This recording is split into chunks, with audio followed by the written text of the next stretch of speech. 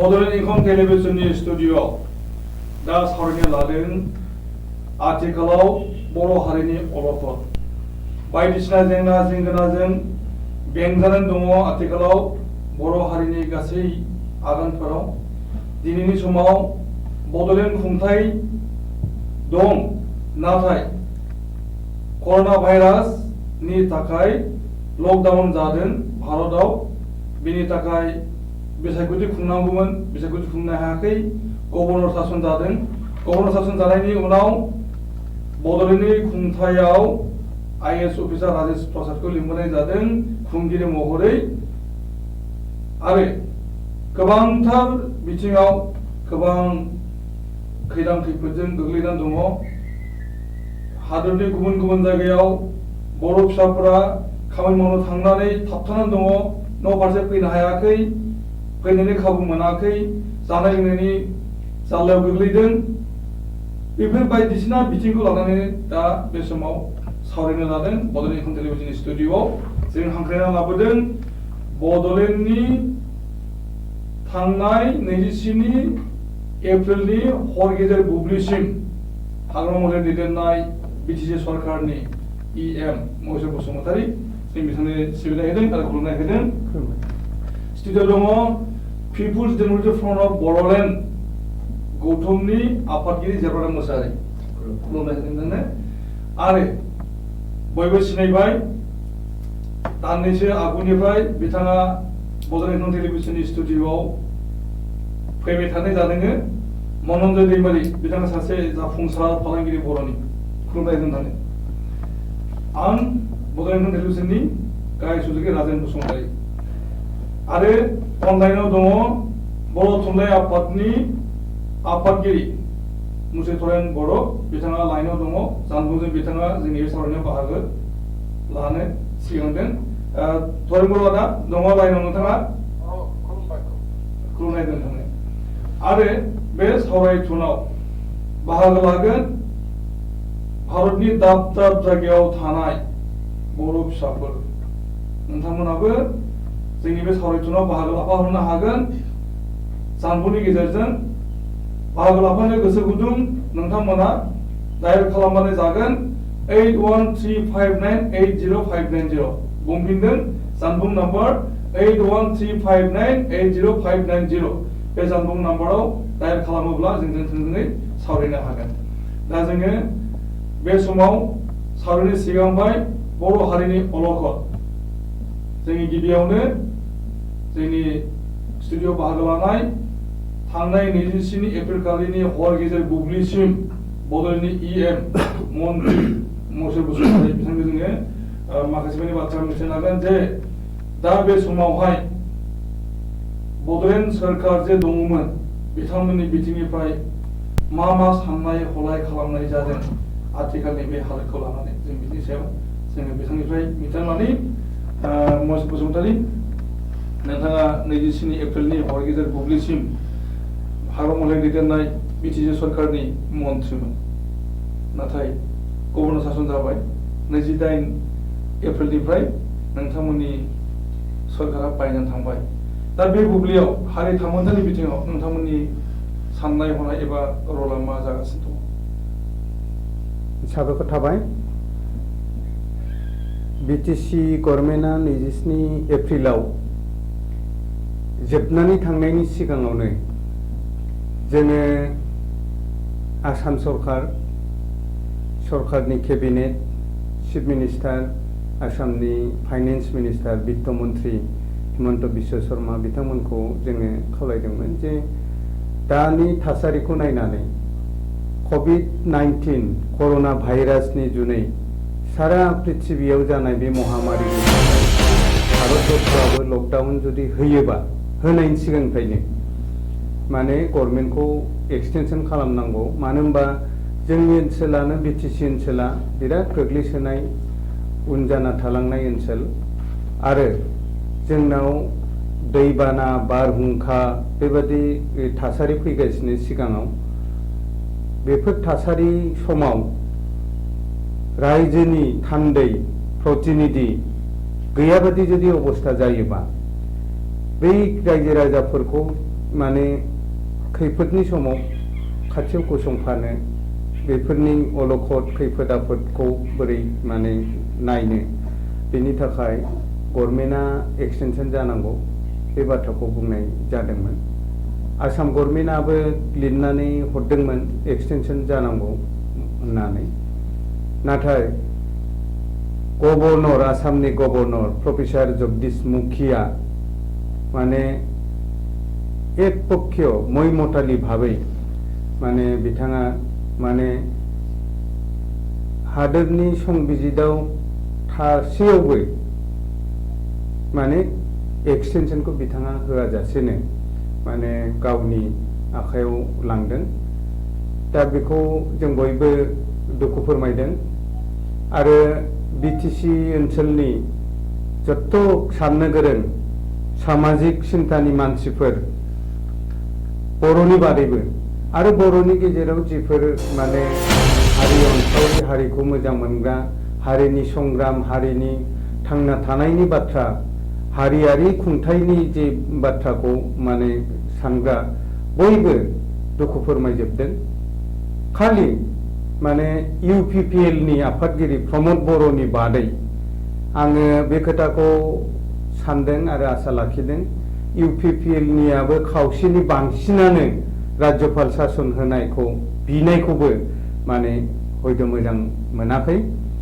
आरो जोङो दायो बेखौ कर्टआव चेलेन्ज खालामदों जिहेतु कन्स्टिटिउसनेल मेटार माने भारतनि संबिजिदा 6 शिड्यूलखौ माने बोसोरसे बिनि उनाव आरो 6 मास एक्सटेनसन होनाय रेकर्डबो दं आरो होनो हायो प्रभिजन मथे। बेनि थाखाय दानि बादि जितु माने मोनसे महामारी नेचारेल केलामाइटिस बेबादि थासारियाव जेराव गभर्नमेन्टनि बिराद रायजोजों गसंफानांगौनि खोथा थानायाव बोरै माने राज्यपाला शासनखौ गावनि आखायाव लांखो बे बाथ्राखौ चेलेन्ज होनानै कर्टआव केस होनाय जादों बे समाव आरो जोङो आसा लाखिदों जोंनि एडभकेट निलय दत्त ना मा होनदों बिथाङा मोजाङै फाइट खालामगासिनो जिखिनि जुक्ति होनांगौ होदों गभर्नरनिफ्राय दिनैसिमहालागै जेबो मोजां माने जुक्ति बा बेनि माने मा जाहोननि थाखाय माने गाव माबाखौ लांखो शासनखौ गावनि आखायाव लांखो बे बाथ्रानि जुक्तिखौ होनो हायाखै हाथ'वाखै आरो सप्तासेनि गेजेराव गाबोनसिमहालागै माने बिनि जितु माने खुनानि जाबाय थादों हियारिं जाबाय थादों बे हियारिंनि मोनसे माने माबाया फाइनेल माबा हयथ' फैनो हागौ भार्डिक्टबो फैनो हागौ माने एक पक्षीय भार्डिक्टबो फैनो हागौ माबाबो रायबो फैनो हागौ जों बिदि लादों। गभर्नरा जुदि जेबो माने माबाखौ होनो हालाबा गभर्नमेन्टआबो जुदि हालाबा बा माने बाव स्टेन्ड खालामनानै जुक्ति गैयाबा एक पक्षीय भावे गाबोननो माने कर्टनि राय फैनो हागौ होननानै जोङो सानदों आरोखि बेखिनि बर' हारिनि अलखदनि सायाव बर' थुनलाइ आफादनि मानबुंथि बर' थुनलाइ आफादनि आफादगिरि गनायनायाव दङ जों बिथांजों थोंजोङै जगाजग खालामनि बर' थुनलाइ आफादनि आफादगिरि थरेन बर' लाइनाव दङ थरेन बर' लाइनाव दङ आच्छा नोंथाङा खोनाबाय थादों जोंनि दा समनि सावरायनाय जे बर' हारिया दा अलखदाव गोग्लैनानै दङ बड'लेण्ड खुंथाय दङमोन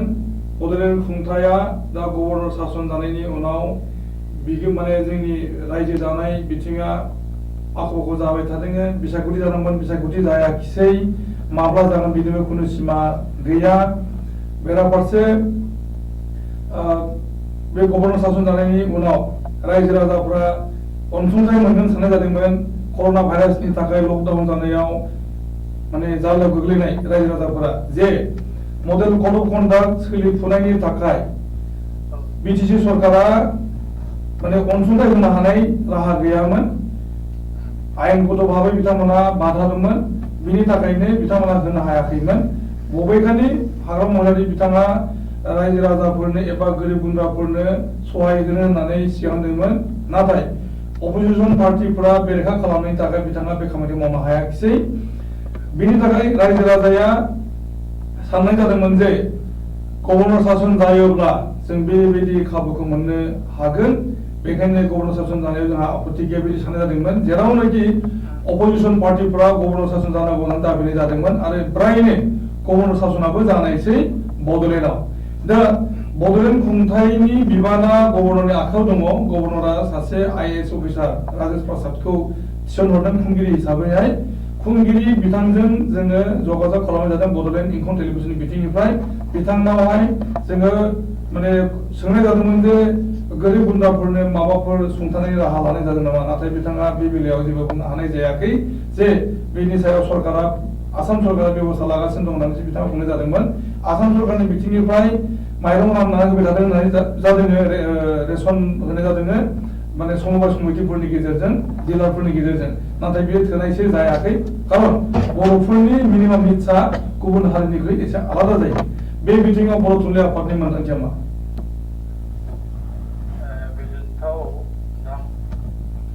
सावरायनाया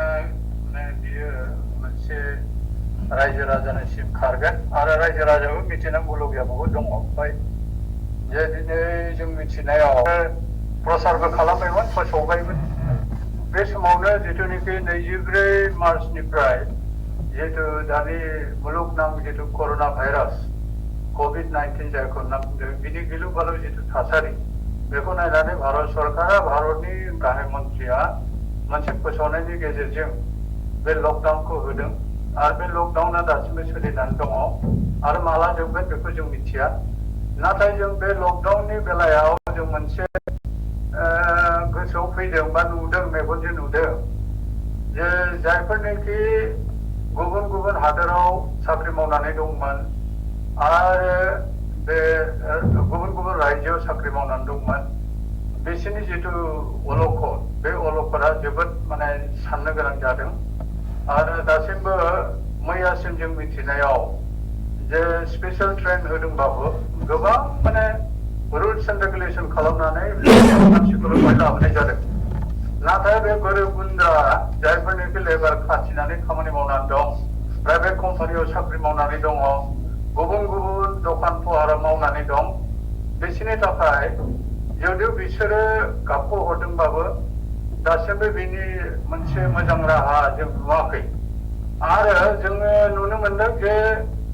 जोंहा जों दुखु गोनाङा बेनो जे बे समावनो बे जितु इलेक्सननि जितुनिखि बिसायख'थिनि अक्ट' होदोंमोन बे बिसायख'थि समावनो बे लकडाउना जाबाय आरो लकडाउन जानाय लोगो लोगो कर'ना भाइरासखौ लानानै दिनै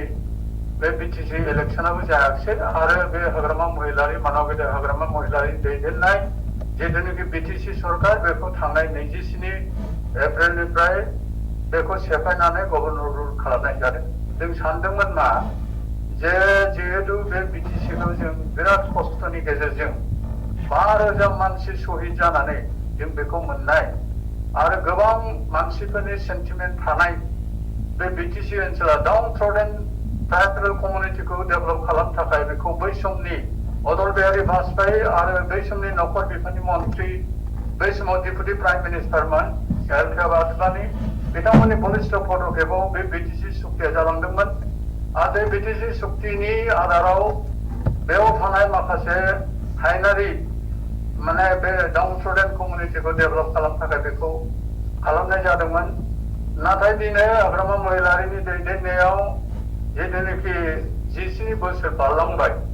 बारलांनायनि उनाव एज पार कन्स्टिटिउसनेल प्रभिजन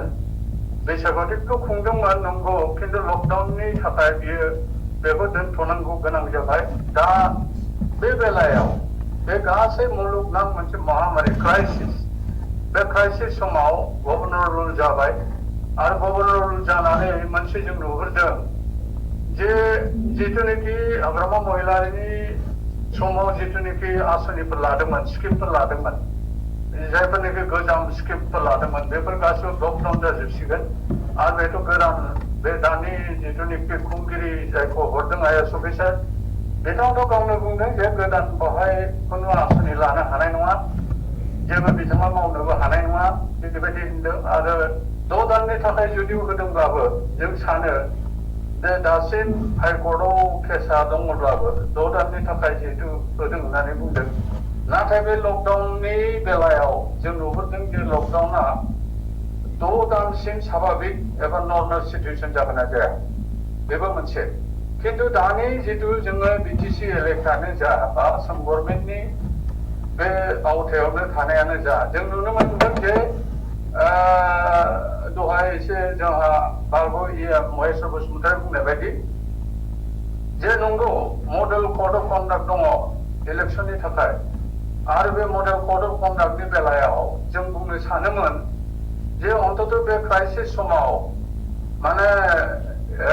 हेल्थ सेक्टरखौ सावस्रि सेक्टरखौ माने बेखौ माने अपेन खालामनायनि लोगो लोगो माखासे बेलायावबो माने क्राइसिस समाव मानसिफोरखौ गरिब गुन्द्राखौ दुखिया मानसिफोरखौ मदद होनो थाखाय माखासे बिथांखि लानो गोनांमोन आरो लानाया मोजांमोन नाथाय जों नुनो मोनदों दा पन्चायत एलेकायाव आसाम गभर्नमेन्टनि सिङाव पन्चायत एलेकायाव पन्चायत लेभेलाव जाबायदि माइरं दालि सेनि साहापात बिदि राननानै दङ खिन्थु जोङो बे गभर्नर रुल जानाय लोगो लोगो बे ग्रासरुट लेभेलनि भिजिटिसिया बायजोब्बाय बेखौ डिजल्भ खालामबाय दा बे गरिब गुन्द्रा बे लकेल मानसिखौ सोर नायगोन दा सोरनि खोथाखौ सोर खोनासंगोन दा बेबायदि बे गरिब गुन्द्राया थांनानै बिटिसि अफिसाव सोरबा आइएएस अफिसार सोरबा माने प्रिन्सिपाल सेक्रेटारिखौ लोगो हमनो साहस हागोन नामा बे मोनसे बिराद जोंनि गेजेराव मोनसे हिउमेनिटि ग्राउन्डआव साननो गोनां जानानै फैदों बेनिखायनो आं सानो जे बे समाव जोङो लेथ्रा राजनिति खालामालासिनो जोङो गावजों गाव राजखान्थिखौ लानानै जोङो हाब्रु सारलायालासिनो जोङो मारै थांनानै थागोन बर' जातिया दिनै मास्टारेस जानायनि खोथा बुंदों उपेन्द्रनाथ ब्रह्मनि जिथुनिखि मास्टारेसखौ लानानै दिनै खामानि मावनो ओंखारबोदों आरो दाख्लै बावैसो जोंहा बिटिआर सुक्तिबो जाबाय जोंहा जायफोर हाथियारधारिफोर दङ एनडिएफबि बिथांमोनाबो गोजोन थासारियाव फैनो थाखाय सुक्तिखौ बिथांमोनाबो माने मानिनानै बिथांमोनाबो सहि होबाय आरो बिथांमोना आर्मस बेले खालामबाय आरो बिथांमोना एनडिएफबि बे अर्गानाइजेसनखौ डिजल्भ खालामबाय दा बे बेलायाव जोङो मोनसे खोथाखौ साननो हायोमोन जे जोङो जिहेतु जोङो खौसेयैनो बे बिटिआर सुक्तिखौ खालामदों दा हाग्रामा महिलारिनि बे उइटनेसआव बा आसाम गभर्नमेन्टनि उइटनेसआव भारत सरकारनि नखर बिफाननि मन्थ्रि उइटनेसआव बे सहिखौ खालामदोंमोन जोङो दा बेवहाय बिटिआर सुक्तिनि जिथुनिखि क्लज दङ बेवहाय 6 दाननि गेजेराव जिथु कमिसन दानायनि खोथा बुंदों बे कमिसना माला दागोन आरो बे माला जाफुंसारगोन इनक्लुसन आरो एक्सक्लुसननि खोथा दङ माखासे माने क्लजखौ माने इमप्लिमेन्ट खालामनायनि खोथा दङ दिनै माने आउटसाइड बिटिसि एलेकायाव माने बर' कसारि वेलफेयार काउन्सिल जानायनि खोथा दङ बायदिसिना बेयो बे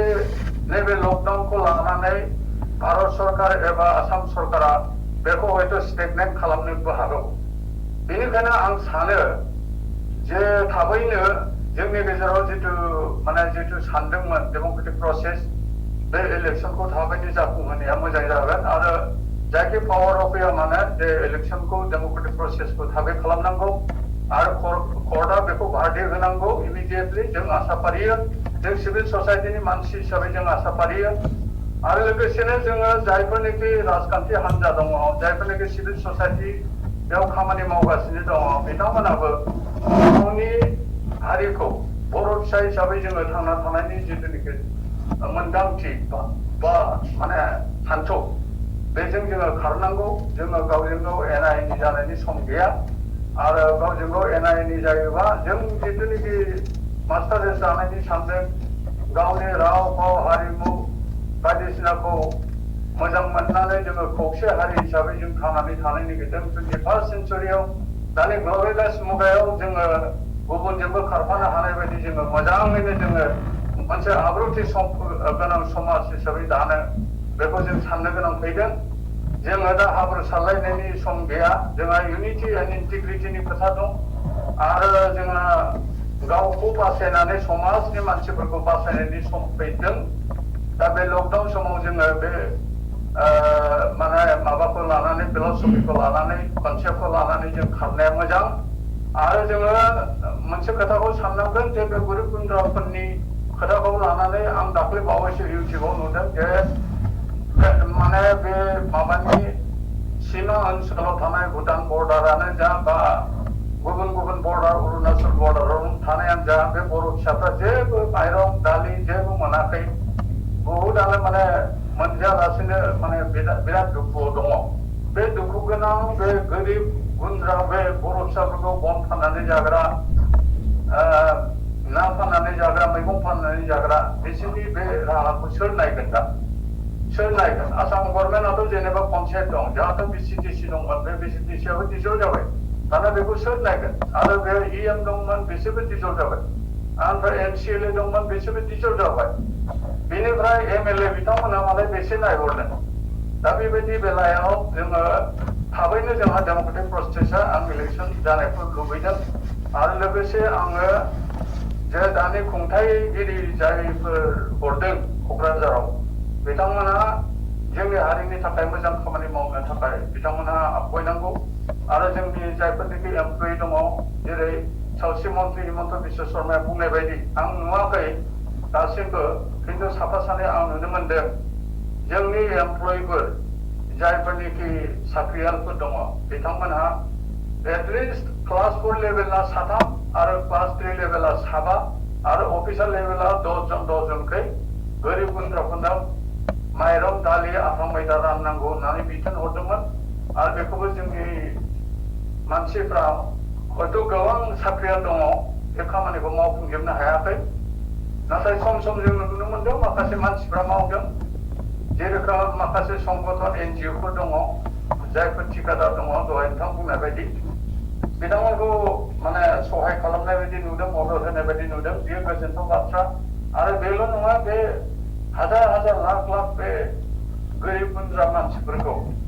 बेबायदि माइरं दै रानबाय थानायाबो बेबो हानाय नङा आरो मानसिनाव वार्कार्स थारालासेनो बियो माने खहा जाबोदों आरो बिनि थाखायनो जोङो दा बियो बे खौसेथि जोंनि गेजेराव गोजोन आरो खौसेथि बे महेश्वरा एसे बुंदोंमोन आरो बययो मा जे जोंनि गेजेराव गुलाय गुजाया फैनो हागौ आरो रांखान्थि जेला आंखाल जागोन जेब्लानोखि आनएमप्लयड मानसिफ्रा बेवहाय बुंफबफैजोबगोन गुबुन गुबुन जायगाफोराव फैनानै गामियाव हाबफैगोन बा सोहोराव हाबफैगोन बा टाउन सोहोराव हाबफैगोन बिथांमोनहा जेला मोनजानाय नङा बिथांमोनहा जेला इनकाम जानाय नङा बिथांमोनहा जेलानोखि आवा फावा जागोन होमब्लाना जोंनि गेजेराव मोनसे बे रांखान्थियारि दुर्जग बा क्राइसिसआ सफैगोन बे मिथिंगायारि क्राइसिसनिख्रुइ दहाय बुंनाय बायदि बे समाजारि क्राइसिसआ बिराद गिदिर मोनसे जोंनि गेजेराव चेलेन्ज जानानै फैनो हागौ आচ্ছা नोंथांनि जोंनि समाव हगार एसे उनावहाय नोंथांखौ जों दा मोनना थानो खावलायनाय जादों उनावहाय समाव हगार नोंथाङा सावरायनो थाखाय रेडि नोंथां दा जों फैनि पिपुल्स डेम'क्रेटिक फ्रन्ट अफ बड'लेण्डनि आफादगिरि जेब्ला मोसाहारि बिथांजों सावरायनि दानैसो जों ब्रेक लाबोनि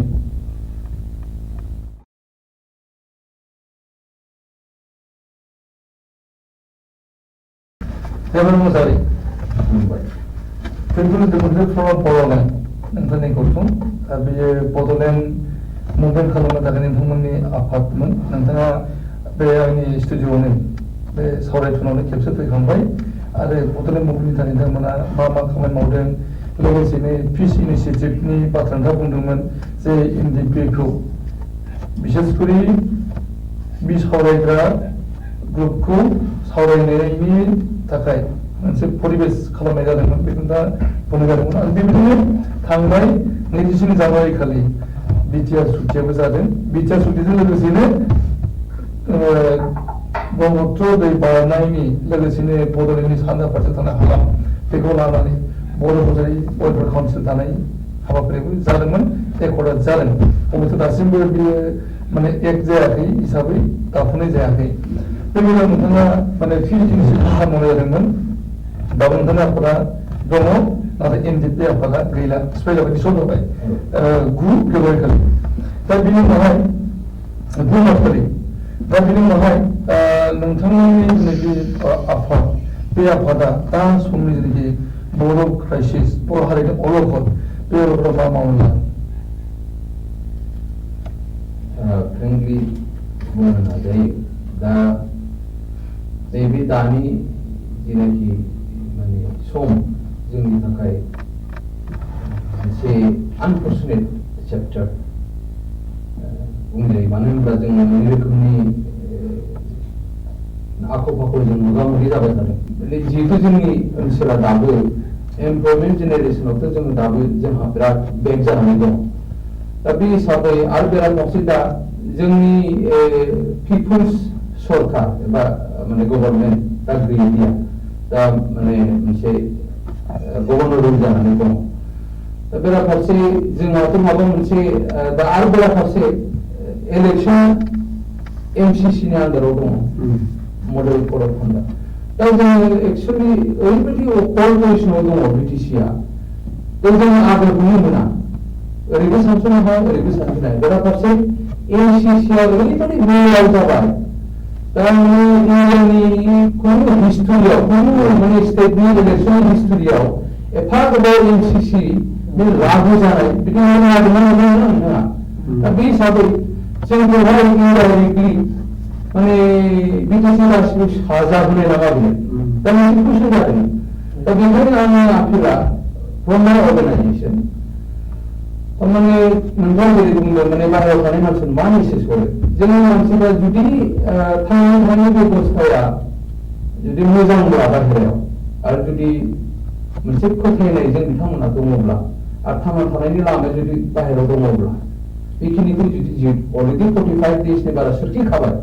बिथांमोना आननेसेसारि फैयानो गाहाम नङा आं बिदि मोनसे मेसेज होनो लुबैयो खारन फैनानै मा खालामफैगोन बहायबो जेबो एमप्लयमेन्ट जेनेरेसन जानाय जेबो बाथ्रा गैया आरो बिथांमोनहा बुंबाय जे ओरैबायदि मोनसे सिटुएसन जानो हागौ क्राइसिसआ ओरैबायदि मोनसे सम जानो हागौ जेरावनाखि एमसिसि थानायनि थाखाय दा पलिटिकेल पार्टिफ्राबो दा आरो पलिटिकेल पार्टिफोरनिफ्राय माबा मोनसे राननोबो हाया अनसुंथाइ राननोबो हाया बिपिएलआबो हाया इउपिपिएलआबो हाया आरो गुबुन सोरबा मोनसे संगठनाबो हाया बिजेपिआबो हाया कंग्रेसआबो हाया जोंबो बयबो मावलायनो हाया दा बेवहाय नर्मालि पिपुल्सफोरनि जेनाखि मोनसे सिस्टेम बेवहायनो मोनसे आख' फाख' दौरियाव नांनानै थानायफोर जायो एक नम्बर प्रब्लेमा जाबाय एमसिसि बे कभिडखौ लानानै जेनाखि सिटुएसन जानानै ओमफ्राय नैथिया जाहैबाय दा माने जिहेतु पिपुल्स मोनसे गभर्नमेन्ट गैया बेवहाय माने गभर्नर सोलिनानै दङ दा बेवहाय आदा बुंहरनाय बायदि जे जोंनि साधारन बे गामियाव थानाय गोरिब गुन्द्रा मानसिफ्रा सोर माने प्रिन्सिपाल सेक्रेटारि सोर एडमिनिस्ट्रेटर बहा नागिरनानै मोनहैनो माने गामि लेभेलाव जेनाखि सिस्टेम दंमोन बे बिसिसिसि खोथाया बेबो दिनैहाय माने हेंगिं स्टेजाव फैबाय दा ओरैबायदि मोनसे माने सिस्टेमा ब्रेक जादों दा आपातत थारमाने जोंनि मानसिफ्रा मस्ट vulnerable जादों दा ओमफ्राय जों साफा जादों जोंनि बे साहा ओनसोलाव आरो आं मोनसे एग्जाम्पल जोंनि गामिया फर एग्जाम्पल बर'आव बे गेजेराव बे माने पिडिएसनि दारै जेनाखि माइरं खुनु रोखोम एसे माइरं बेबस्था जाबाय बेनि अनगायैबो जोङो सोरबा एनजिअ फैनानै सोरबा माबा एडमिनिस्ट्रेसन फैनानै जोंनाव रां होनाय जों दाबो माबा ओंखायनो जोंनि गामियाव थायो बे मोनसे मोजां जादों एग्जाम्पल आरो दा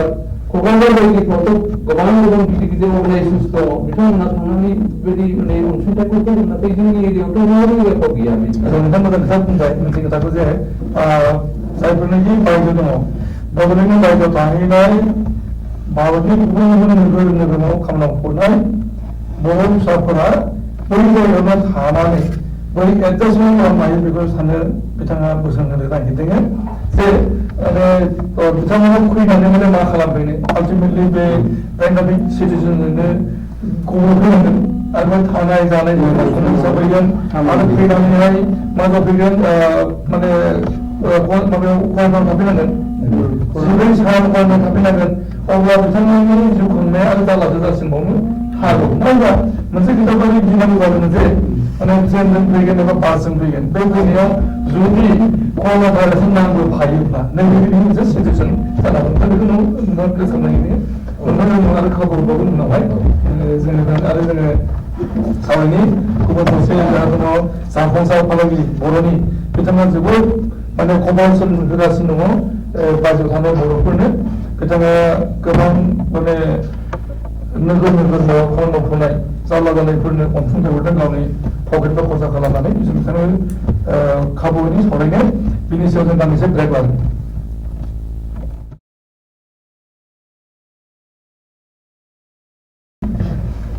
दा समाव जोंनि सावरायनि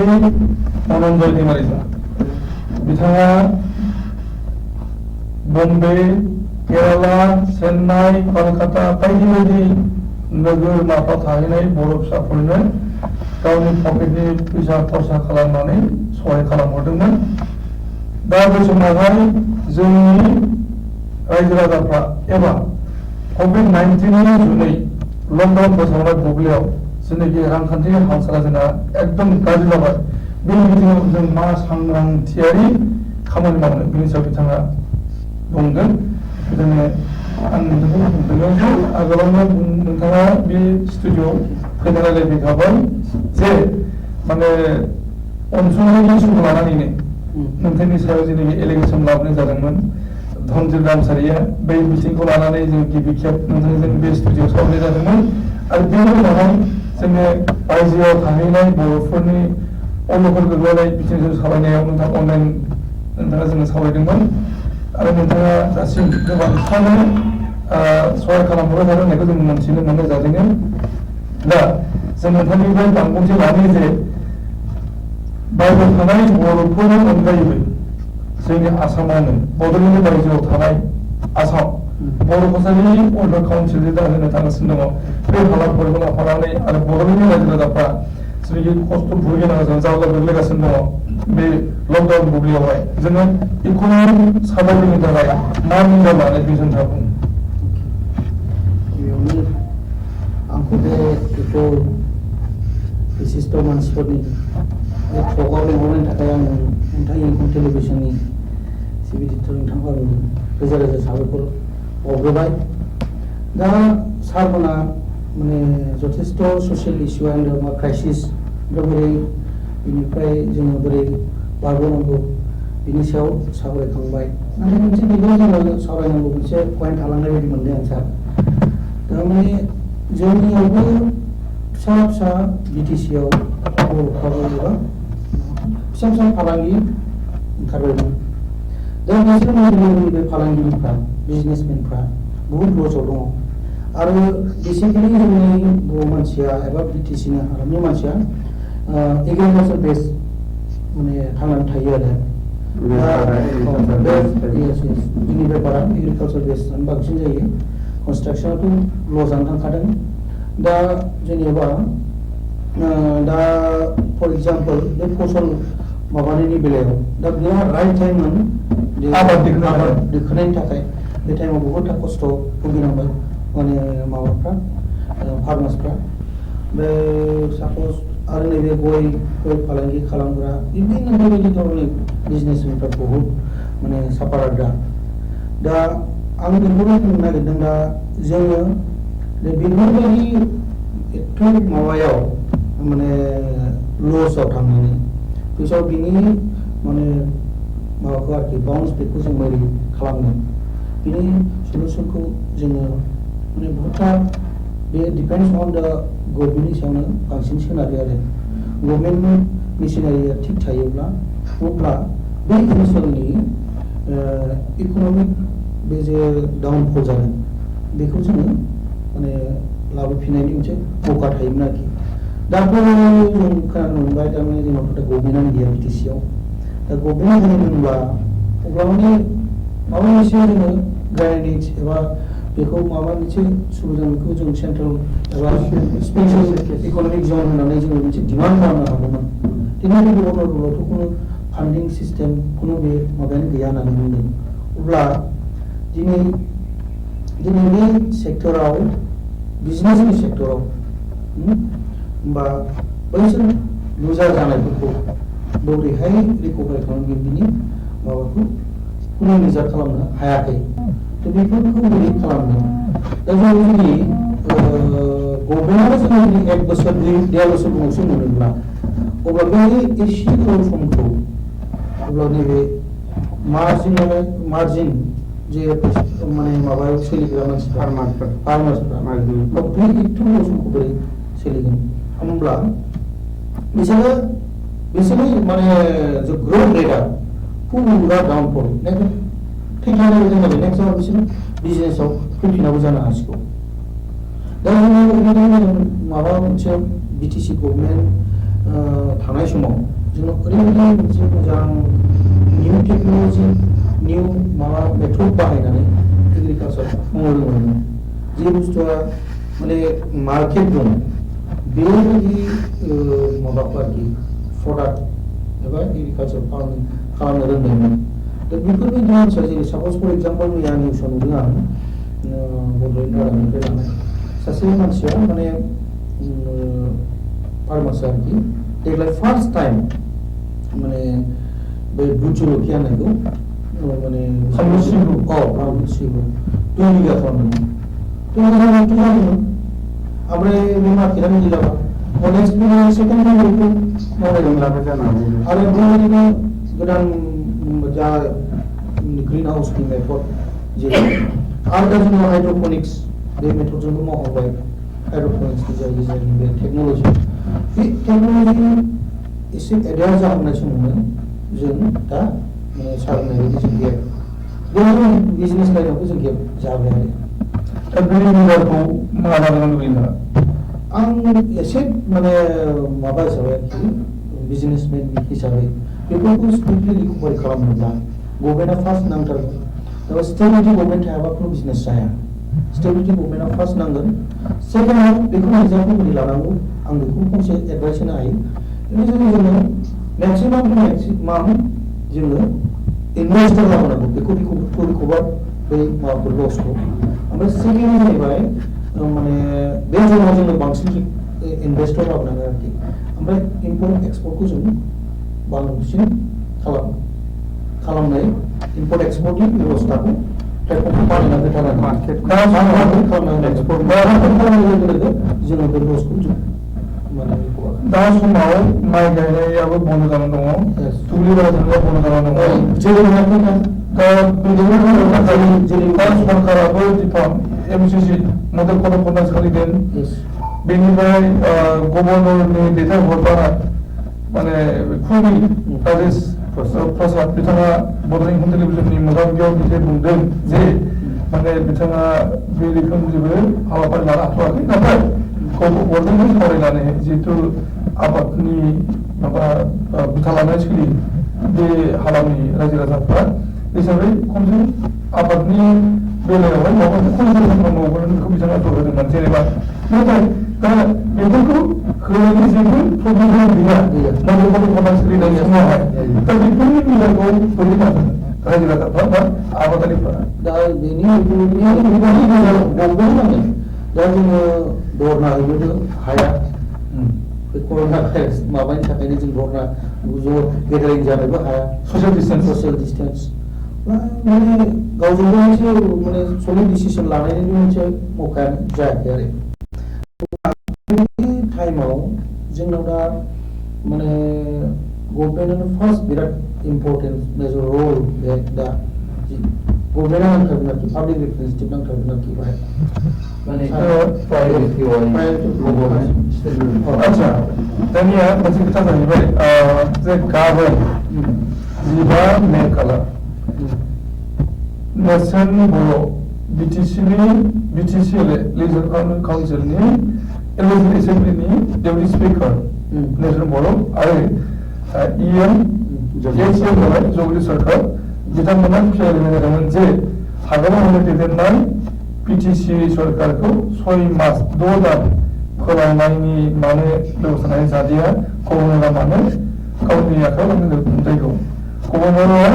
खुंथायखौ गावनि आखायाव लांनायनि जुक्ति बहा बेनि बानबुंथिजों क्लियारिफिकेसन होदों हाइकर्टआव बेनि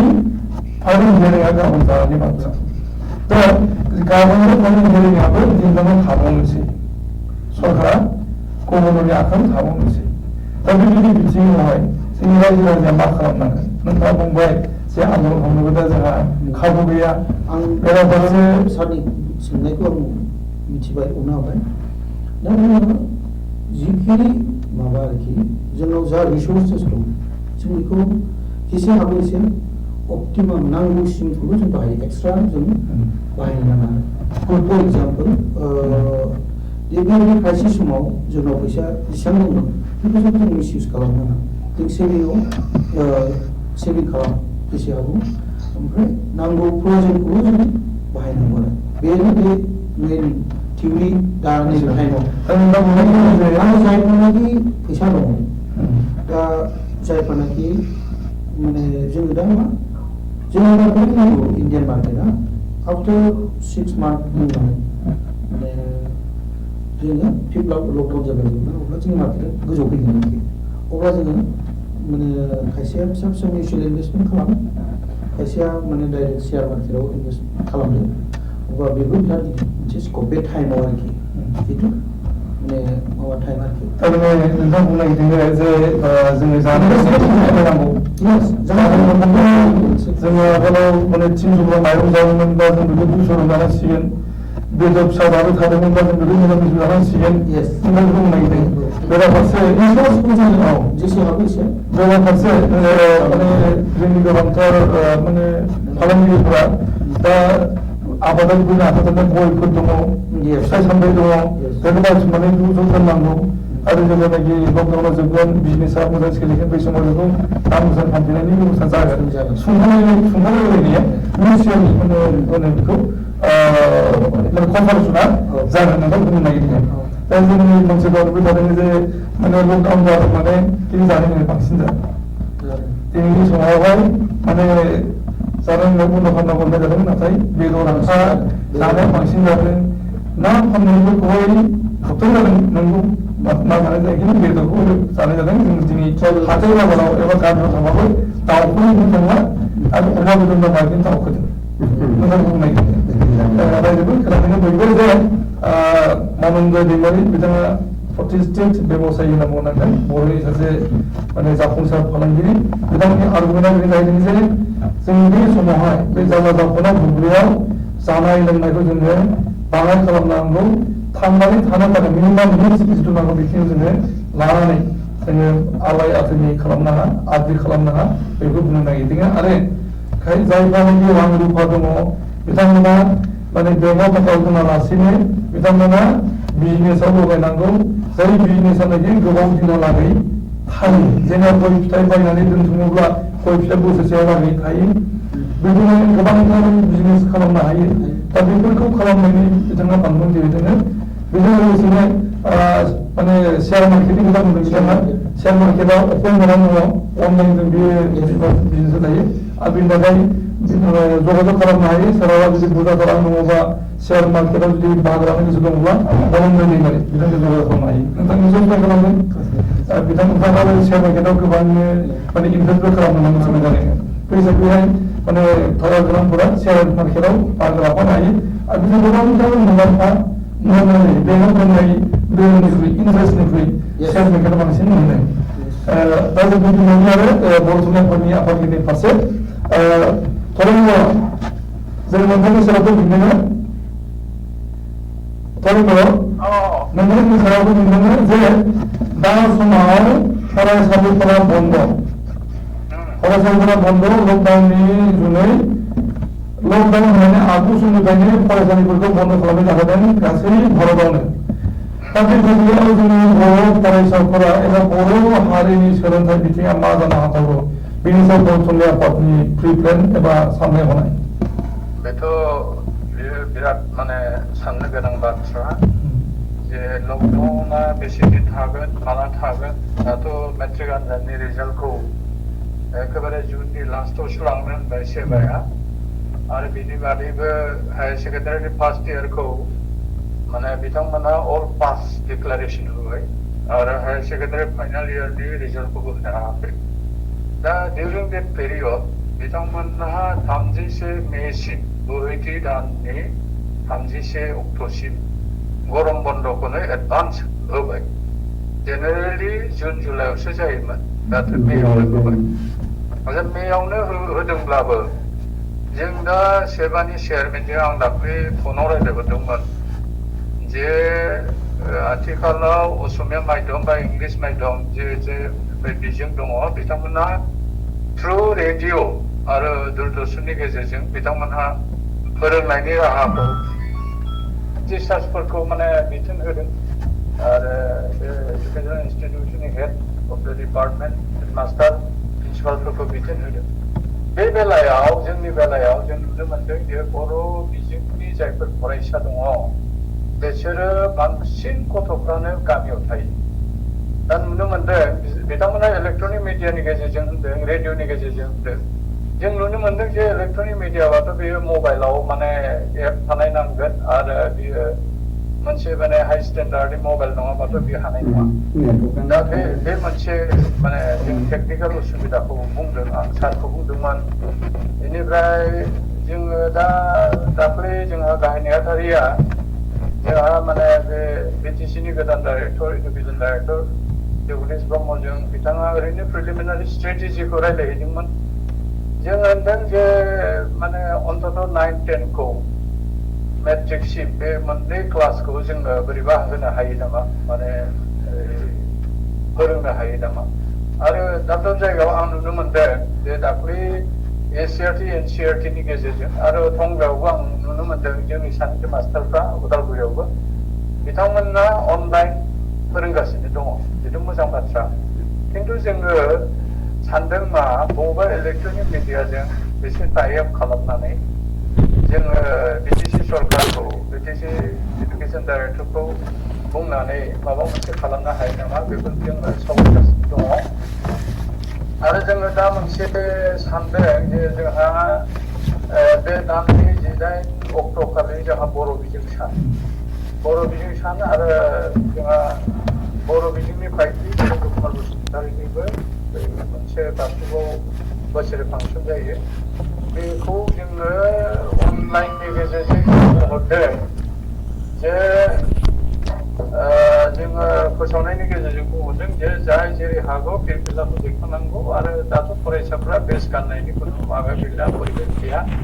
क्लासबो जाया नालाय गतिके जोङो जेसेबां हायो जोङो गोसोखांनानै बे 18 मेखौ फालिनांगौ जों बेबायदि कनसेप्ट हरदों आरो हयथ' बेखौ बयबो मोनसे रेसपन्स होदों दा बेखौ फालिनायनि राहा आरो जोङो मोनसे खोथा जे जोङो बे बर' बिजोंनि बेलायाव जोंहा बे लकडाउननि थाखायनो जोङो आसाम गभर्नमेन्टजोंबो सावरायनो हायाखै आरो जोङो बिटिसि सरकारजोंबो जोङो सावरायनो हायाखै आरो दाथ' बिटिसि अथ'रिटियाबो गैला गतिके बे गभर्नर जानाय समाव बिथाङाथ' गोदान थांखि लायाबो होननानै बुंबाय एडमिनिस्ट्रेटरा दा बे बेलायाव जोङो बेखौ बिथांखौ लोगो हमनानै जोंजों माबा मोनसे मुलाम्फा जागोन बेखौ आं सानाखै आरो जोंहा बेनो आं मोनसे माने गोसोआव गोलैदों जोंहा जितु प्रिन्सिपाल सेक्रेटारि गोदानै बिथाङा रबिन्जन मसाहारिया बिथाङा मोनदोंमोन बिथाङा आइएएस अफिसार बिथां बे बथुरै बे सासे गुबुनखौ सिद्धार्थ सिंहखौ होनाय जादों दा जोंनि मानसि थायोमोनबा हयथ' किसु बेलायाव जोङो मदद मोनगौमोन बेबायदि सानदों खिन्थु जोङो दा माबायदि बे गभर्नर रुल समाव बे रायजोफोर सासन समाव माबायदि जोङो अनसुंथाइखौ मोनगोन बेबो मोनसे दाउट आरो जों गासैबो बेकग्राउन्ड जाजोबदों माने सोलोंथाइ इन्स्टिटिउसनफ्रा फसंथानफ्रा बन्द' जानानै दं आरो गार्जेनफोरनि गोसोआबो बहुद गाज्रि जाबाय गार्जेनफ्रा जायफोरनोखि गावनि गथ' गथायखौ मोजां खालामनो नागिरदोंमोन बेबो गासिबो लकडाउन जाजोब्बाय गथै गाज्रि गोसोजों खारगासिनो दङ दा बे बेलायाव जोङो माखासे माबाखौ अर्गानाइजेसनेलि जोङो खामानिखौबो मावनो हायाखै जोंहा माखासे मेम'रेन्डाम होखानाय दङमोन सोलोंथाइ बिफाननि मन्थ्रिया एसुरेन्स होदोंमोन जे जुननि भितरावनो स्पेसियेल टेट आरो कन्ट्राक्चुयेल एपइन्टमेन्ट होगोन हायर सेकेन्डारि लेभेलाव जोंहा 200नि एबाब माने साबजेक्ट टिचार दंमोन बिथांमोना होनो नागिरदोंमोन बिटिसिआबो आरो गासै 1700नि बारा एलिमेन्टारियाव पस्ट दङमोन बेखौबो होनो नागिरदोंमोन आरो जोंहा माखासे कलेजफ्राव जोंहा पस्ट सेंसन जानानै दंमोन बेबो लकडाउन जानानै थाबाय आरो माखासे गं 14 कलेजाव जोंहा पस्ट मोनदोंमोन बेबो फाइनान्सआव गोलैनानै थाहैबाय दा बेबायदिनो जोंहा बहुद जोङो खथि जादों जोङो बर' बिजोंनि थाखाय खामानि मावनायाव जोबोर हेंथा जों मोनदों आरो बर' राव थुनलाइ जौगानायावबो जों हेंथा मोनदों जोंहा गोबां फसंथान भारत बर्षनि फसंथान बेफोराव माने CIL साहित्य एकाडेमि बायदिसिना हिन्दी डाइरेक्टरेट बेफोराव CSTT बेफोराव जोंहा सेमिनार दङमोन बेखौबो जोङो बे लकडाउननि थाखायनो जोङो मावफुंनो हायाखिसै दा जोङो बे बोसोरसेया हयथ' मोनबो खामानि मावनो हानाय नङा बायदि सानदों बेनिखायनो जोङो दा अनलाइनजों जेसेबां हायो भिडिअ कलजों जोङो जगाजग खालामलायनानै माबायदि जोङो खामानि मावनो हायो बिदि सानलायनाय जाबाय थादों दा आसाम सरकारजोंबो जोङो माने सावरायदों फनावबो हरदों दा बिथांमोना रेसपन्सखौ होदोंब्लाबो बिथांमोनहाबो राहा गैया खामानि मावनायनि दा आं सानो बर' बिजोंनि बेलायावल' नङा गुबुन गुबुन बिजोंनि बेलायावबो गासैबो बे सोलोंथाइ बिथिङाव गासैबो खहा जाबाय आरो बायजोआव जायफोरनिखि मोजां मोजां मेरिटरियास गथ'फोर फरायहैदोंमोन बिसोरबो फैफिननो गोनां जानाय बेबो मोनसे बिराद क्राइसिस जाबाय आरो लोगोसे दहाय एसे आगोलाव जोंहा मोसाहारिया बुंदोंमोन बे खोथाखौ आङो बेंगालर बर' एस'सिएसनजों रायज्लायहरदोंमन आरो हायद्राबादावबो रायज्लायहरदोंमोन आं होनदों जे जिहेतु बेयाव फैनानैबो जेबो आत्महंस्तापनखौ मोननाय नङा आरो हजों थाब्लाबो बिथांमोना बुंदों मा हजोंबो मालिकआ दोनला मालिकआ माने दखान बन्द खालामबाय इन्डास्ट्रि बन्द खालामबाय कम्पानि बन्द खालामबाय गतिके जों सार बहाय माबोरै थानानै जों गोदाव सोराव बोरै थानो बेबो मोनसे खोथा जादों बेनिखायनो आसाम गभर्नमेन्टआ जेखि बुङा मानो जे बिथांमोनहा लाबोगोन अमुक खालामगोन थमुक खालामगोन बायदिसिना बिथांमोना रुल्स एन्ड रेगुलेसन खालामनानै होबाय मायाव अनलाइन बुकिं जानांगौ बिनि उनावहाय सासेयाव अनलाइन बुकिं खालामनो रोंगोन बे लेखा रोङै मानसिफ्रा आरो खायसेया माने बुंदों जे जों ट्रेन गैयाबो बोरै थांनो फ्लाइटबो गैया ट्रेनबो गैया आरो बे बासाव एथ' भारा होनानै जों बोरै थांनो हागोन आरो दहाय सावरायनाय बायदि आरो दा जोंहा नुनो मोनदों जे बायजोनिफ्राय फैनायफ्रा प्रब्लेमसो क्रिएट खालामफैबाय जे आं गुवाहाटीनि खोथाखौनो बुंसै गुवाहाटीयाव दिनै माने ओरैबायदि जाबाय गासिबो माने एखेबारे बे COVID-19आ साग्लोबनोसो हमबाय बहा खमायनो साग्लोबनोसो हमबाय दा गुबुन गुबुन मानसिफ्रा फैगासिनो दं साग्लोबनोसो हमबाय खमायनो बहाय साग्लोबनोसो हमबाय गिख्रंथाव महरसो लाबाय गतिके बे बेलायाव जोङो गावनि गथ' गथाय गावनि फरायसाफोरखौ जों बोरै थिननो जे नों उमुगाव टिउसन खालामहै उमुगाव थां बे खोथाखौथ' जोङो बुंनोबो हाला गार्जेनफ्रा बिराद गिनाय मोनबाय गार्जेनफ्राबो माने गावनि गथ' गथायखौ हरनो थाखाय बिराद गिख्रंथावना मोनसे माने गोसोआव लाबाय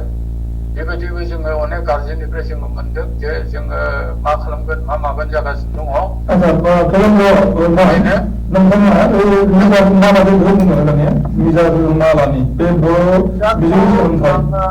आङो माने जिहेतु जोंनाव इलेक्ट्रनिक बेबायदि मिडिया मोननै मोनथामसो दङ आं नोंथांखौबो खावलायनो लुबैयो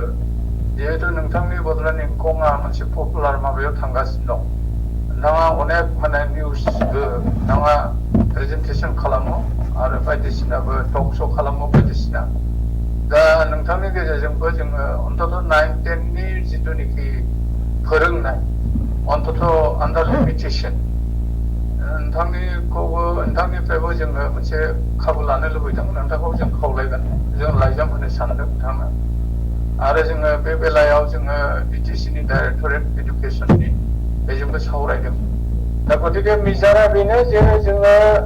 बर्तमान लकडाउन माने नर्मेल जासान्दि लकडाउना जोबजासिम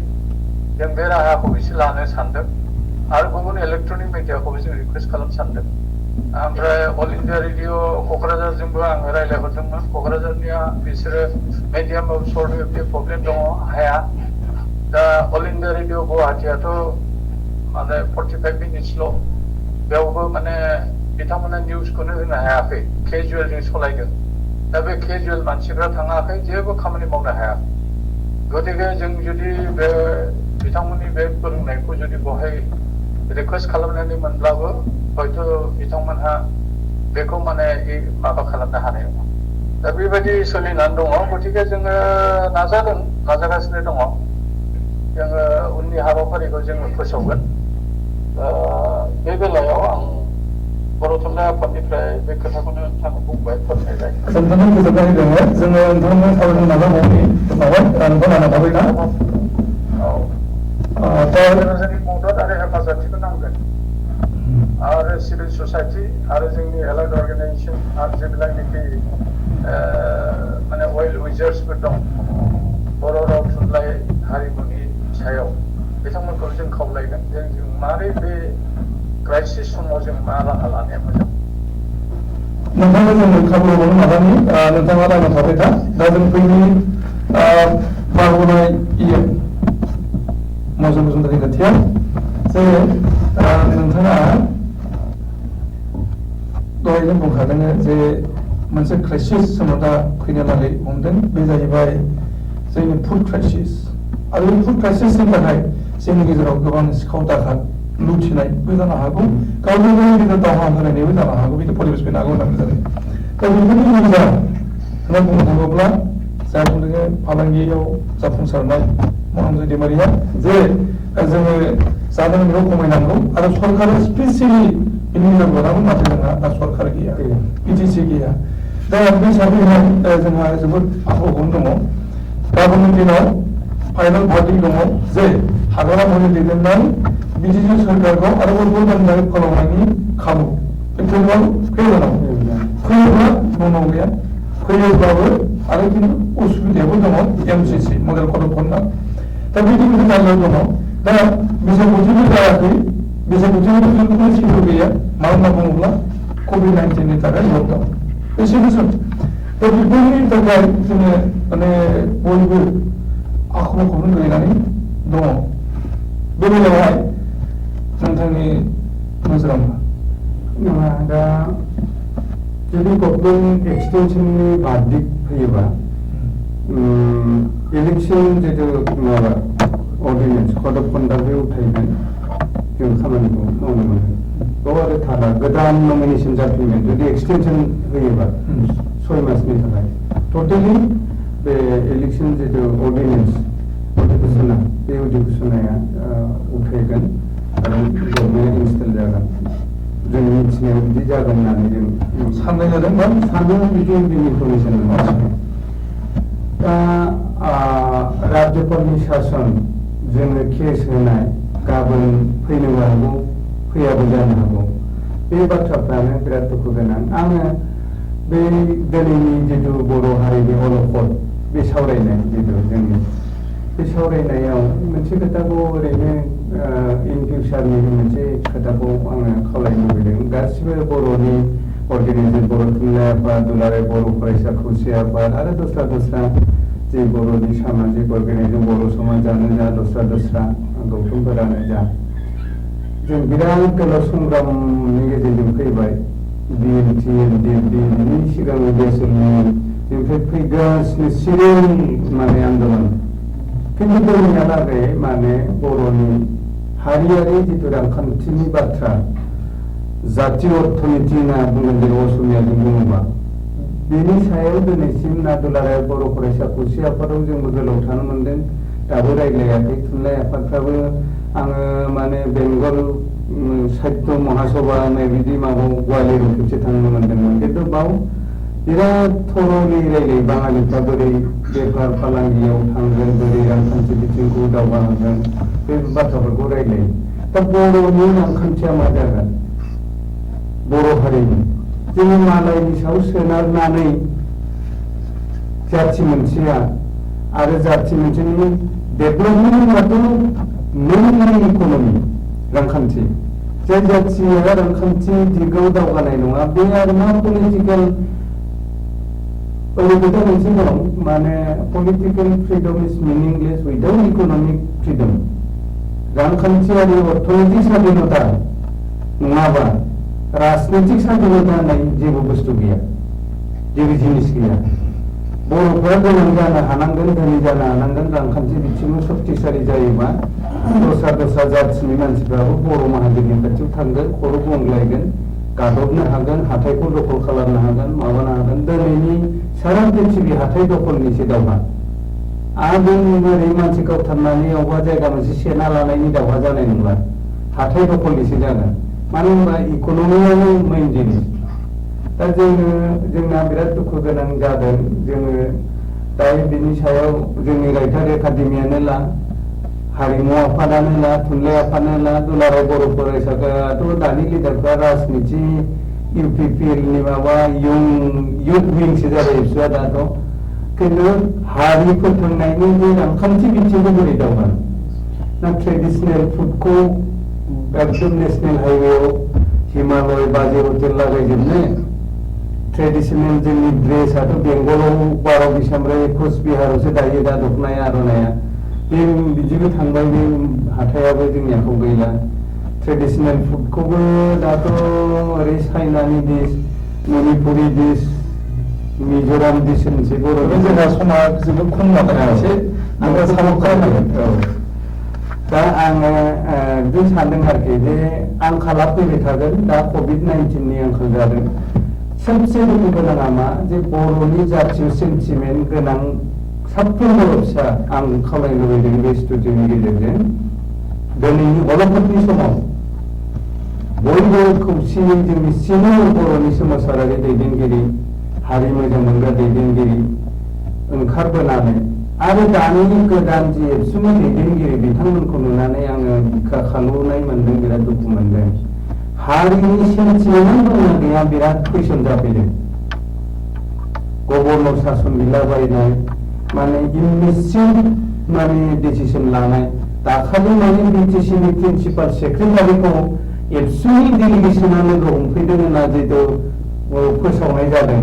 मा बुंदों मोजां सासन ओरै खालामनाय मानायनो थांनाय 15 बोसोर 17 बोसोर एबसुनि मोनसेबो डेलिगेसना बिटिसिनि प्रिन्सिपाल सेक्रेटारिखौ मानो लोगो हमफैदिया हाग्रामा महिलारिया मावनाय दुर्नीतिनि बिरुद्धे मानो आन्दोलन जादिया दाजि बुंदों दुर्नीति मावदों माबादों 1000 कौटि माबा कौटि बे 1000 कौटिसिम मानो दुर्नीति जाहोखो एबसुआ बिटिसिआव बेनि थाखाय प्रिन्सिपाल सेक्रेटारिजों बिटिसि ओनसोलनि बर'नि जौगानायनि दावगानायनि थाखाय बिथांमोना खेबसेबो प्रिन्सिपाल सेक्रेटारि लोगो हमदिया दा बिदि जुदि जायोबा हारिनि अलखद होनना जों जेखौ रायज्लायदों बर' हारिनि अलखदनिफ्राय अलखदाव थांगोन कभिड-19 गाबोन जोबगोन खिन्थु हारियानो अलखदाव थांबाय थादों दा आरो प्रमद बर' बादि हारिखौ थगायनाय हारिनि सोमावसारनाय फाननानै जाग्रा बेबादि दैदेनगिरि आरो दानि ओनसोलनि दैदेनगिरिफोरखौ जिल्ला कमिटि माबायदि सेन्ट्रेल कमिटिनि दानि लिडारफोरनि सायाव कुइसन लाबोनो हानांगोन जे हारिनि इयुना माथिं थांगोन बोरै लामाजों लांनो नागिरदों दा जोङो राजखान्थिनि बाथ्राखौ सावरायलिया बर' हारिनि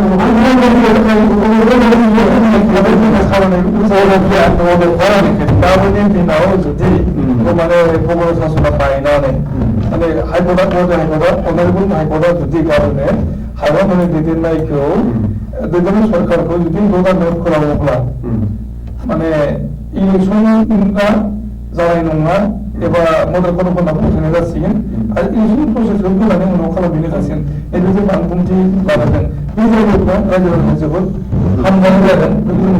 मोनदाङो मानो बुङोब्ला दा मदद खदफोरना थानाय माने गभर्नर सासन जाब्लाबो जेबो लाब जायाखिसै बा लाब जानाय नङा बा जोङो बै जाब्लायावनो जाना जों थाबाय थानाय जाखादों दा बेजों जोङो राजखान्थिनि बाथ्राखौ दंनानै सिगां हारिनि बर'फोरना लोगो लोगोनो आरो बे हारिनि बर'फोर बुंनाया जोंना नैबे समाव जाफुदों मा खालाम पलिटिकेल क्राइसिस जादों मा होनना बुङोब्ला गभर्नर सासन जायामोनबा खिन्थु नैबे अबस्था फैनाय आरो इलेक्सनखौ जुदि कभिड-19नि थाखाय जुदि केन्सेल खालामना मोनबानो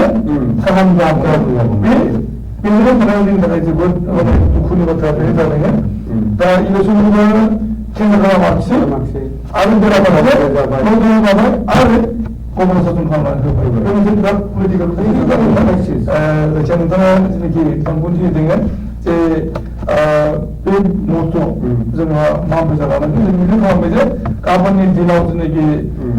माने भाबि जादों बे जोबोद मिजिं लाजानाय बा मिजिं माने थानायाव रोखा दं बायदि जादों मानो होनोब्ला माने गभर्नर शासन थानाय माने जोंहा उसुबिदा गैया नोंथांखौ बुंनो नागिरदों दा जोङो फैफिननि जोबोद मोजाङै होननानै खाथियाव जे नोंथांमोननि गौथुमा दा समावहाय जे रायजो राजाखौ खावलायनाय जादों दहायनो बुंखांबाय जे जोङो खोब सिनसियारै बे जिउ खांनायनि दरखार दङ दा जोंनि बर' रायजो अलखद बुंब्लाबो गासै बिथिङावनो फैयो बेफोर माने खोथा जाबोदों मन'ज दिबारा बुंदों आरो गोबांथार बाथ्रा एक्स-EM बिथाङा बुंबाय आरो राव थुनलाइ आरो बर' फरायसाफोर सोलोंथाइनि बाथ्रा जोङो माने बड'लेण्ड आफादनि आफादगिरि फरायगिरि बिथाङा बुंदों दा बेफोर फनाव बड'लेण्ड हिसाबै नोंथाङा माने बे बेलायावहाय माबा मोनसे जुनिया राहाफोर बहननो नागिरदों नामा? जिहेतु मोनसे जाथिया थांनानै थानोब्ला जोङो गोबां दिगखौ नायनांगौ जायो जेनेबा मोनसे जाति थांनायाव बिनि रांखान्थि समाजखान्थि बेनिफ्राय बिनि पलिटिक्स एबा जेनाखि सोलिबाय थानाय एडमिनिस्ट्रेटिभ सिस्टेम बेनि अनगायैबो जोंहा इडुकेसननि बाथ्रा फैयो बिजनेसनि खोथा फैबाय इक'नमिनि बाथ्राया दा गोबां बिथिंजों नायनानै आरो दानि थासारि जोंनि थासारिखौ रिजायनानै नायोब्ला आं मोनसे फंसे राव आं मोनसे खोथाखौ गले गले बुंदों आरो जोंनि माने संगठननि मेम्बारफोरनि गेजेरजों बेखौनो सिरियासलि रायज्लायदों जे बे दा जोंनि सायाव जि मोनसे माने डिसक्रिमिनेसन माहारियारि डिसक्रिमिनेसन माने रेशियल डिसक्रिमिनेसन खालामनाय बादि नैबे आफादआव नैबे पिरियडआव जोंनाखि जेनाखि फिलिं जादों थारमाने दहाय जेरै बुंबाय माने कभिड-19 थाखाय मोनसे कोइन्सिडेन्ट जाबाय बे जाहैबाय माने लकडाउन बेजों सोमोन्दो थानानै इलेक्शना पसिबल जाबाय आरो बिनि गेजेरावनो आरो मोनसे आनवारेन्टेड आं बेखौ मोनसे सोदोब बाहायबाय आनवारेन्टेड सिटुवेसना जाहैबाय गभर्नर रुलाव थांनाय दा गभर्नर रुलाव थांनायनि उनावहाय आरो जेनाखि माने मोगा मोगि जानाय आरो जेंनाफोर जेनाखि सोमजिबावबाय जे मानसिफ्रा माने एप्रोच खालामनो जेबो माने मेकानिजम थायासै तारमाने बिसोरखौ माने बिथांमोना बे बिसेस माने गोरिब गुन्द्राफ्रा ओरैनो थैनानै था बेबायदि मोनसे सोरनिबा मार्सियावसो जों जिउ खुंनांगौ जाहैबाय जोंनि गोरिब गुन्द्रा दा मोजां दा बेखायनो जोंनि मेजर मा जोंथ' मोनसे मुभमेन्ट अर्गानाइजेसन जोङो फैगौ 12 तारिखआव जोंनि पिपुल्स डेम'क्रेटिक मुभमेन्ट फर बड'लेण्डनि जोंहा फाउन्डेसन डे दं फैगौ जुननि 12 तारिखआव आङो साननैनि सिगां जोंनि माने सिगां बारग' MP SK बैसुमतारी बिथांजों आं कनसाल्ट खालामदों बिथांखौ आं मिजिं खालामदों आरो जों मोनसे स्ट्रेटेजि कनसाल्टेसन खालामगासिनो दङ people joint action committee for Bodoland आरो जिहेतु सरकारनि जिनाखि मोनसे बिटिआर सुक्तिनि उनावहाय उइदिन 90 days माने कमिसन दानाय जागोन होननानै बुंनाय जादों बुंनाय एकर्डखौ नायनो दिनै सम जागोन जानुवारिनिफ्राय जानुवारि फेब्रुवारि मार्च एप्रिल जोब्बाय जोब्बायानो थारमाने आं सिगाङाव बुंबाय थादों दाखालिसो आङो AB निउसनि इन्टारभिउआव बुंदों जे भारत सरकारनि मोनसे केरेक्टारिस्टिक्सआ मा भारत सरकारा एग्रिमेन्ट बे एकर्ड खालामनायाव बिराद एक्सपार्ट भारत सरकारल' नङा एसियानि गभर्नमेन्टफोरा बिराद एक्सपार्ट आरोखि माने साइनिं एन्ड एकर्डस दा बयना क्लियार एग्जाम्पल अबजेक्शन होबाय थादों जोङो दिल्लीनि निसानि जेनाखि माने एकर्ड बिथिं मोनसे इमप्लिमेन्ट जायासै दिमा आसामनि इमप्लिमेन्टआ दाबो जायाखै जोंनाथ' नायनानै जखन लानायनि बाथ्रायानो गैया दाथ' थांदों दा ओंखायनो जों मोनसे सन्देह जादों बेखायनो जोङो जिहेतु बेयो मोनसे जाथायनि थांनायनि बाथ्रा बर' हारिया गेरेमसा जानायनि बाथ्रा बेखायनो सिमां बेखौ जोङो माने सन्मान होनानै हाजार माने बर' फिसाफोर जेरैखि मार्टिर जाबाय बिथांमोननि थैनाय राहाखौ जों माजों सुख'गोन दा जायखौ बिराद सुख'नो खालामनानै बिटिसि मोनबाय दिनै बेयो मोनसे इनसाल्टेसन मोनसे इनसाल्ट खालामजानाय बायदि मोनसे स्टेजआव दंफैयो दा थारमाने जोंनि गुबुन हारिफ्रा जोंनि सायाव जों मोजां सोंनाय गैया बे जिनिसानो दिनै रिफ्लेक्ट जागोन बेखायनो जोङो 12 तारिखआव मोनसे मेसेज होगोन आरो 12 तारिखखौ रायजो राजाफोरनि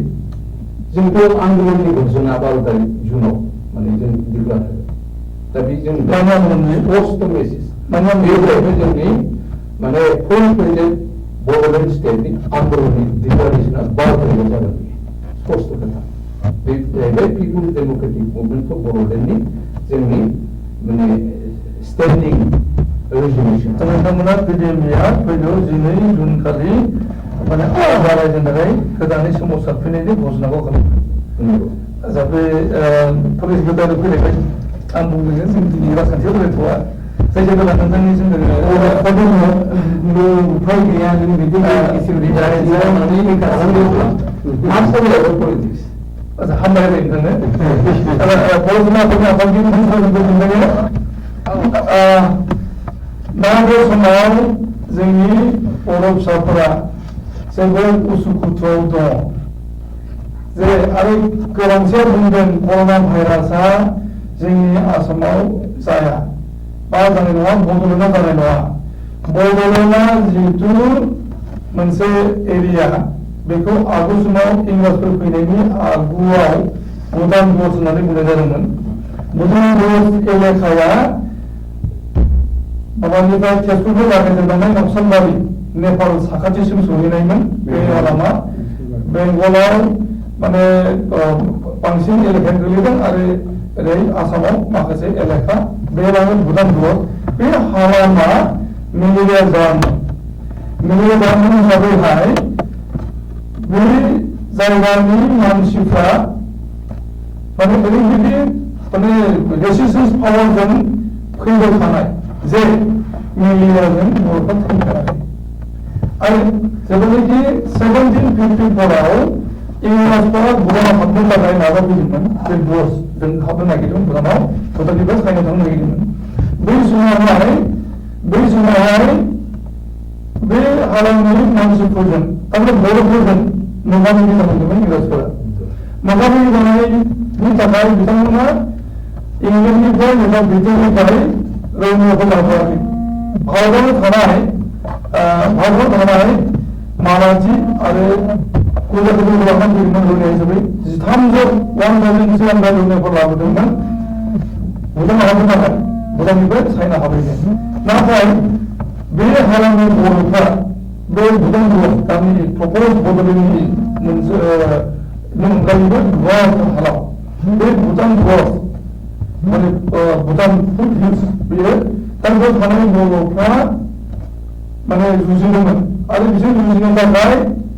रौनियाफोर लाबोनाय जादोंमोन 1300 गुजरातिफोर आरो माराठीफोरखौ दा बिथांमोना बे रौनियाफोरा मेलेरिया जाजोबदों मेलेरिया जानानै रौनियाफोरखौ ट्रिटमेन्ट खालामनो थाखाय एकदम ब्रिटेननिफ्राय डक्टर देबरगनि बिथाङा सार्जनमोन बिथांखौ लाबोनाय जादोंमोन बिथाङा नाथाय फाहामनो हायाखै इभेन गावनो मेलेरिया जादोंमोन मेलेरिया जानानै बिथाङा जोबोद आफावदोंमोन जाबा जादोंमोन बिथाङा नोजोर होदोंमोन जे गावसोरनो मेलेरिया जादों बे जायगानि मानसिफ्राबो जादों बिथाङा सल' लादों जायगानि मानसिफोरजों रायलायदों जायगानि मानसिफ्रा बुंदों जे दैबाना जोंबो जायो होमबा बेखौहाय नोंथांमोना मारै फाहामनो सोंबाय देबरगनिया सार्जना बिथाङा मोनथिदों जे जोंनि बर'फोरनि जानाय हेबिट जोंनि फुड हेबिट जों जे मैद्रु मैला जायो बैफोरनि गेजेरजों फोसाबनो लानाय जायो आरो बेमार जाब्ला मा बेमार जाब्ला मा ओंख्रि जानांगौ बिनि माखासे टेक्न'लजिखौ बाहायनाय जायोमोन दा समाव बर'फोरनि आफादगिरि थरेन बर' बिफान खोनाबाय थादों नोंथाङा आच्छा दा समावहाय बुंनाय जादों जे कभिड-19 कर'ना भाइरास बेरामखौ सोखानो थाखाय मेलेरियानि ट्रिटमेन्ट खालामनाय जादों HIVनि चेम्पियन खालामजादों बेनि इन्टारेस्टिंलि आमेरिकायाव बांसिनै कर'ना भाइरासजों गाग्लोबजादों आरो गोबांसा थैदों आमेरिकानि राष्ट्रपतिया भारतखौ हुमखि हरदोंमोन जे मेलेरियानि मुलिखौ दैथायहराबा जानांगौ भारतआ आरो भारतआ बे मुलिखौ दैथायहरदों आथिखालाव आसामाव जिनिखि कर'ना भाइरासजों माने साग्लोबजादों गोबांसिनानो हामबाय दङ हामबाय थादों सासेल' कर'ना भाइरास जानाया माखासेनिफ्राय फैनाय बिथाङा थैदों केन्सार हिसाबै आरो गुबुन गुबुन अनगायै बिथाङा केन्सार बेराम गोनांखामोन एबा दा हिसाबै आसामाव कर'ना भाइरासनि थाखाय गिनांगौ बाराबो गैया बेबायदि खोनादों बर' नोंथाङा दा जोङो बुंनो नागिरदों बा जोंनि गोबांसा बर'फ्रा बुंनो नागिरदों जे जोंनाव कर'ना भाइरास जानाय नङा बेराफारसे आराव जादोंमोन जे जौ लोंब्ला कर'ना भाइरासा जाया बेखायनो जौ लोंजायो एलकहलनि दारै फाहामनो हानाय जायो बेखौबो बुंनाय जादोंमोन दा बेखौ लानानै जोंनि बर' फिसाफोरा गामियाव जौ लोंनायखौ गोबां खालामदों होननानै मिथिनाय जादों नोंथाङा मा बुङो बेथ' खोथाया मेडिकेल साइन्सनि खोथा दा बे जोंहा बे जारिमिनाव दंबाबो दानि 21st सेन्चुरिनि मेडिकेल साइन्स बेवहाय बे खोथाखौ जोङो इजिलि लानाया थिग नङा आरो बे गोरोन्थि नङा बायदि आं सानो खारन दा जिथु जादों माने डेभेलप कान्ट्रिसाव जोंनि आमेरिका बायदियाव जार्मान बायदियाव माने जिथुनिखि अबस्था कभिड-19नि जिथु अबस्था जोंनि जनजातिफोरनि बे बा ट्राइबेल बा बर'फोरनि गेजेराव बे फोथायनाया बारा थिग जानाय नङा आं सानो आरो बे जौ लोंनायनि बेलायाव दाख्लै बे सानैसो मानसियाबो बुंदोंमोन जे फुङाव सिखारनानै माने लाल साहा लोंनांगौ दै गुदुं लोंनांगौ होनब्लानो माने बे बेमारा जाखाङा बे कभिड-19आ जाया माने बे भाइरासाव माबानो हाया गाखोनो हाया होननानै आं बेवहाय बारा एसेबां बेखौ फोथाया खिन्थु बे नोंथाङा जिथु माने हिस्ट्रिकेल बेकग्राउन्डनि खोथा बुंदों बेयो हयथ' बै समाव जादोंमोन खिन्थु दानि मेडिकेल साइन्सआव दानि साइन्टिफिक बे एरायाव बे हयथ' दा बेखौ प्रेक्टिकेलि बेखौ मानिनानै लानाया थिग नङा आरो जौनि बेलायावबो बे एलकहलिकनि बेलायावबो बे खोथाया बारा थिग जानाय नङा गतिके आं सानो जे जोङो बे माखासे किसुमान खोथाखौ जोङो दानि साइन्टिफिक आरो दानि मेडिकेल साइन्स जुगाव बेखौ बारा फोथायनानै माने थिग जानाय नङा आं बेखौ सानो आरो मोनसेया जाहैदों जोङो माने आं सानो बे सेनिटाइजेसननि बेलायाव आं सानो जे बर'फ्रा जिहेतु गोखा गोखै बहुद जायो दा सेनिटाइजेसननि बेलायाव आं दाख्लै मोनसे फिसा ओरैनो बुंदोंमोन जे माने जिथुनिखि जोंनि गेजेराव बे माबाया निम बिलाइया भेरि मेडिसिनेल आरो थाइबें बिलाइ बे थाइबें बिलाइ आरो निम बिलाइखौ देग्लिनानै बे आखाइ सुनायनि बाथ्राखौ आरो सासे माबायाबो आयुर्वेदिक डक्टराबो होनदोंमोन जिहेतु जोङो जोंनि हारिया बे गोखा गोखैखौ बांसिन जायो नालाय दा बे बेलायाव बे कर'ना भाइरासआ आक्रमण खालामनो एसे गोब्राब मोनो बा बाराद्राय बे माने साबफाया होननानै बुंदों बेनिखायनो बे बेलायाव हयथ' एसे बियो मेडिकेटेड माबा नालाय निम बिलाइया आरो थाइबें बिलाइया हयथ' बियो बे सेनिटाइजेसननि खामानियाव एसे होनो हागौ नाथाय आं सानो जे बे एलकहलिकनि बेलायाव आं बेखौ बारा फोथायाखै जौ लोंनो नाङा होननानै जौ लोंनो नाङाखौ बुंनो नागिराखै आं जौबो लोंनांगौ होननानै बुंनो नागिराखै खिन्थु बियो इनडाइरेक्टलि जोंनि बे हायनारि जनजातिफोरखौसो माबा मोनसे माबा मर एन्ड मर ड्रांकार खालामनायनिसो मोनसे माबा जागोन बे थिग जानाय नङा मेडिकेल साइन्सआ बेखौ माबा खालामनाय नङा जाहाथे बेखौ जों एनकारेज खालामा आरो आं सानो जे जों कर'ना भाइरासनिफ्राय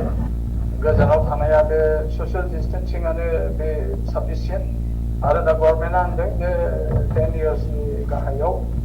10 बोसोरनि गाहायाव गथ'फोरखौ आक्रमण खालामो आरो बे माने बोराय बैसो 65 इयार्सनि एबावखौ आक्रमण खालामो होननानै बुंदों खारन बे बैसोआव जेने बिखा बिखुफ्रा एसे उइक जायो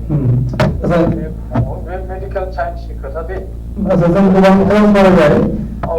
मोजां मोनदों जे गोबां माबायाव नोंथांनि बे दैदेननायाव गोबां सावरायनाय जादों जोंहा मोसाहारियानो जा बा बे जोंहा धनन्जय दैमारि बिथाङा फालांगिनि खोथा बुंदों आरो जोंहा बारग' महेश्वर बसुमतारी बे उदिंनि खोथा बुंदों बेयाव गोबां इनफरमेसनखौ होनो हानाय बायदि आं मोनदों दा बेबायदिनो सम सम जोङो समाजनि मानसिफोरखौ बर' हारिखौ जों सांग्रांथि लाबोनो थाखाय बेबायदि जों सावरायनाया गोनांथार आरो लिरनायाबो गोनांथार जोंनि गेजेराव लिरनाया खम जादों जोंहा गोबांथार सम गैला जों बेखायनो जोंनि बे सावरायनायखौ जोङो फोजोबनो नागिरदों साबायखरखौ नोंथांनिसिम बावहरबाय आरो गोजोननाय मोनदों मोजां सावरायनाय जायो बेखौ आसा फालिदों गोजोननाय मोनदों दा जोङो गोबांथार सावरायबाय आरो सावरायनो गोबां दङमोन बर' हारिनि अलखद बा गोबां इस्युफोर रिलिज जायो इस्यु फैयो दा बेफोरो जोंनि गेजेराव सावरायनांगौ दंमोनब्लाबो जों सावरायबाय दा मन्त्रि बुंनो नागिरदों आच्छा एकदम भेरि ब्रिफ आङो गिबियाव सार मोसाहारिसिम बुंनो नागिरदों दे जोङो एगेन माने बड'लेण्ड मुभमेन्टखौ आरो सारा लांफाबावनो नागिरदों दा आं मोनसेल' जिनिसखौ दाजाबफानो लुबैदों आरोखि जे जोंनि जाथियावबो जे बिजनेसनि बे मुभमेन्टखौ सारमोना जाहाथे लाफायो बेखौ रेजलिउसन हिसाबै जोंनि जाथियाव जास्ट गुजरातिफ्रा माने साख्रिखौ बांद्राय माबा होआ बिसोर डाइरेक्ट होनखायो माने सासे गथ'खौ माने बिजनेसनि लाइनावनो इनकारेज खालामो आरो माने बे लाइनाव थाङो आरो जोंनियावबो बेबायदि बिजनेस माने खुनु मेनेजार लेभेल एबा बिदि फिसा साख्रि नागार मालायनि उनाव मावालासिनो गभर्नमेन्ट साख्रि नागिरालासिनो जोंनि सेल्फ बिजनेसाव एकदम कापार जायो जोंनि जाथिया एसे सारमोना जे बड'लेण्ड सोमावसारनाय दा बड'लेण्ड आलादा आलादा मोनसे सोमावसारनाय नागिरदों जिहेतु गथ'फोर फरायसाफ्रा दा नायबा एनडिपिआ सुथि खालामबाय बिटिआर दा बिटा सुथि खालामनाय लोगो लोगोनो आरोबाव बिथांमोना आन्दलन जाना होननानै फोजोबनाय जादोंमोन बेखौ साफायनाय मोनाखै पिडिएमबिआ बेखायनो बिथांमोना बिथां खालामनो नागिरदों बा कमार्सियेल इस्युखौ जाहाथे कमार्सियेल मुभमेन्ट हिसाबै जाहाथे माने गनायथि होनानै बेखौबो लांफानो हायो जे जोंनि समाजाव जोङो बुंखाबोदों जे 1967निफ्राय 1967नि आगोलाव आरम्भ जादोंमोन उदासननि थाखाय जाजेनदोंमोन बियो उनाव हमलेण्ड फैदों हमलेण्डआव बड'लेण्डआव दा जोङो दा बायदिसिना जों अबस्थायाव फैदों आरो बिटिआर मोननो थांगासिनो दं दा बेफोर सोमावसारनाय जों नुनो मोनदों बिजनेसखौ कलाप्स खालामनाय जादों एबा बिजनेसखौ कलाप्स खालामनानै बे रायजोखौ होनाय जाहाथे आन्दलन खालामोब्ला आन्दलन खालामोब्ला जाहाथे बिजनेसखौ मुभमेन्टआव मोनसे पार्ट हिसाबै लांनायनि खाबु खालामनाय जोबोद गोजोननाय बाथ्रा बेखौ आरो डेभेलपमेन्टखौ बानिज्य बसति लक्ष्मीखौ फोथायदों